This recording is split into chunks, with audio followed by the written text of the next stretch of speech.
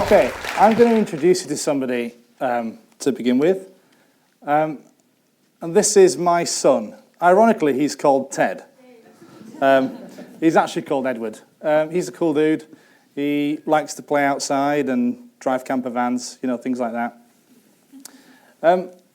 But fundamentally, he completely experiences the world in a different way to the way that I do.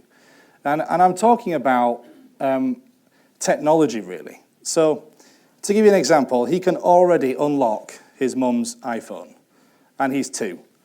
He can use an iPad by himself, completely independently for hours on end, which is not a good thing, I have to admit. But he also tries to swipe the TV.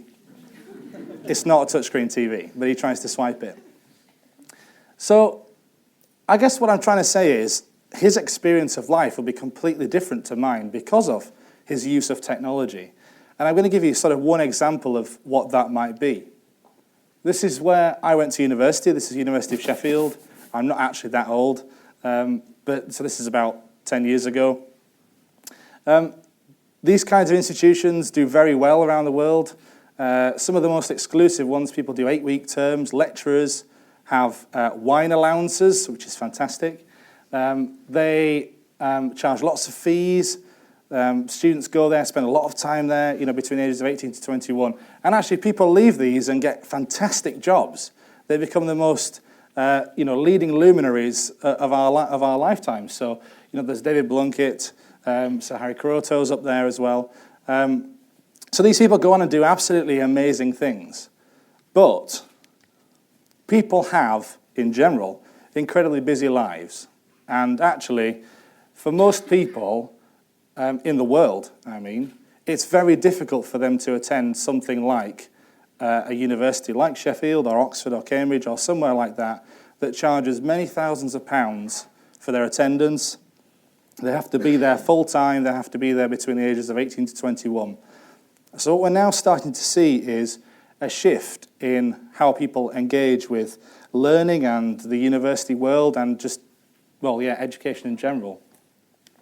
So what we now kind of have is, rather than just having exclusive institutions, is having a really wide continuum of all sorts of opportunities which are available for everybody. So on the right-hand side, we've got kind of face-to-face classical learning. You know, these people go to Oxford and Cambridge. There's blended, where you come in a bit, maybe, but most of the time you're out.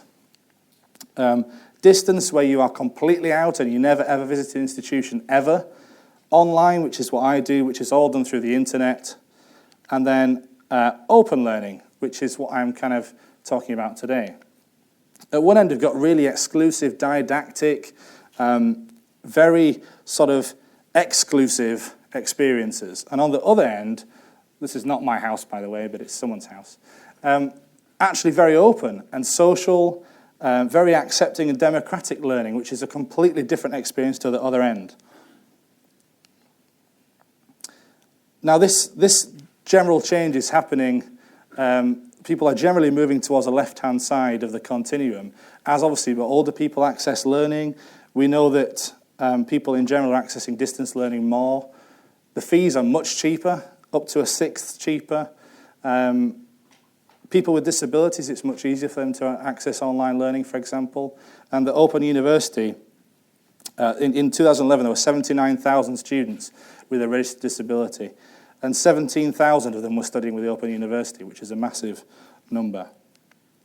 The thing that really has enabled all of this is technology.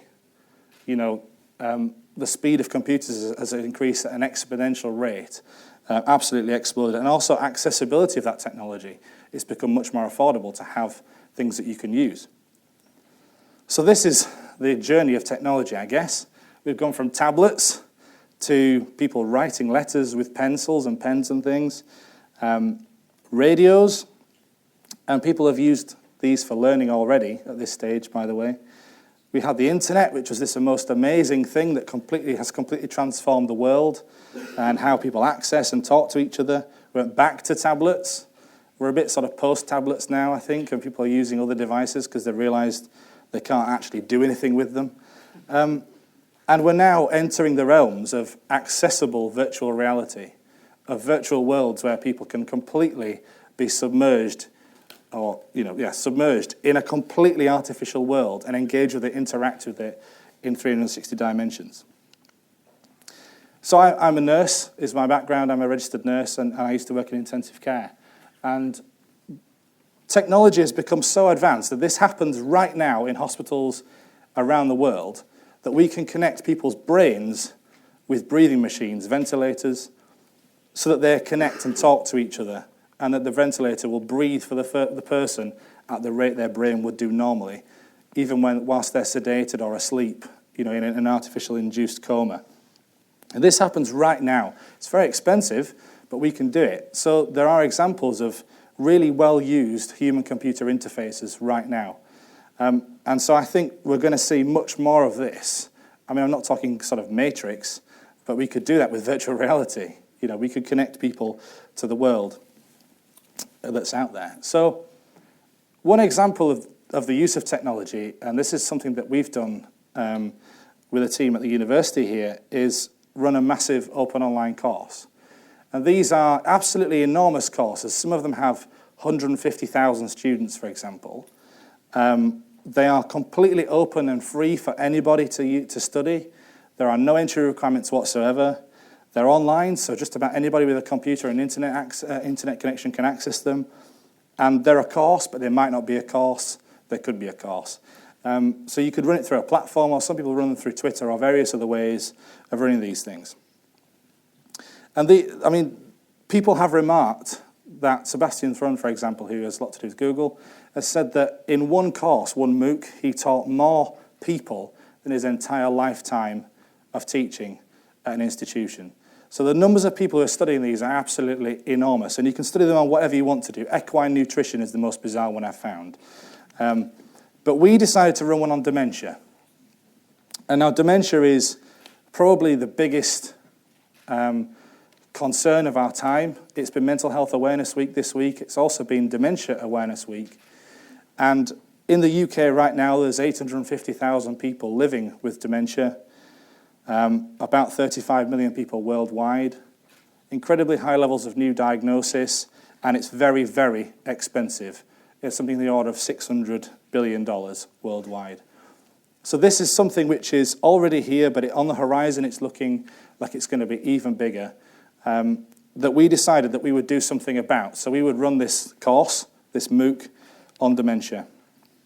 We had a lot less than 100,000, I have to say, but over 2 courses worth, we've had 6,000 students.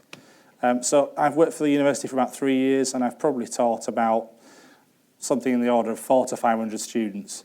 In 12 weeks, I've taught 6,000 students about something which is incredibly important to us as healthcare professionals, to you as the members of the general public, and to people in the world in general, really. And these students did the most amazing things. We asked them to do activities, to create things, to work together. All of this was completely free and accessible and open, and they did things that were unbelievable. People created guidelines, mind maps, leaflets. Some people even recorded sort of oral histories of their grandparents who had dementia. So, this course was available. It was a good thing to do, we thought, but actually we wanted to measure about, was it actually going to do anything? Because we've got technology, we can make it accessible, we can use it, but actually, why do we do that? It has to have a purpose or a meaning. And so we surveyed people, and this is the first time we've ever actually presented this data, so you're the first people to see this. We surveyed people at the beginning and at the end to find out what their attitudes were towards certain aspects of dementia. So the first one was, for people with really bad dementia, I don't think life is worth living. And that's quite a strong statement, but we wanted to ask people to see what their views were.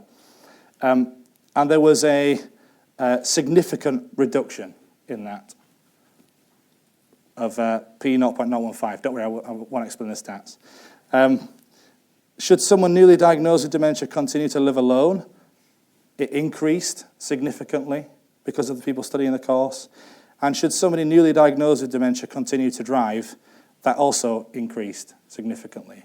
So by studying the course, people's attitudes were changed. People's thoughts and feelings towards dementia were changed. So what am I trying to get at? This is back to Ted, who's doing the washing up in the drain.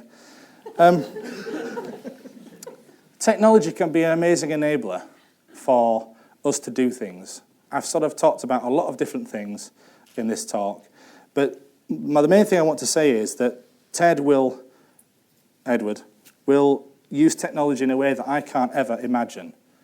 He's only just 2. By the time he's 50, we could be completely connected in many ways that we've never even dared to dream of.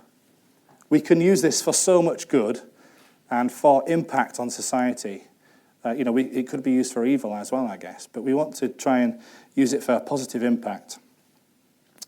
And I think I'm really, really excited to see what we could do. Dementia is just one thing, but the possibilities are endless. Thank you.